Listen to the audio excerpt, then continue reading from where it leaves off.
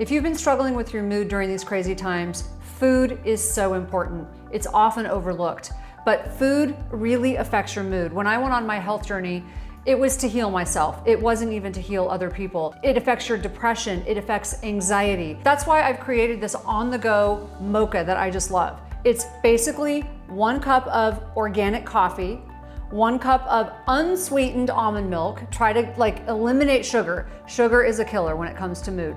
A scoop of plant-based protein powder. You can use chocolate or vanilla. I'm doing chocolate today. A little bit of stevia if you like. One of my favorite brands of MCT oil, which is bulletproof.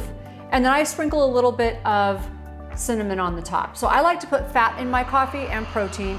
It is the perfect meal on the go. It's great for working out and it will carry you through.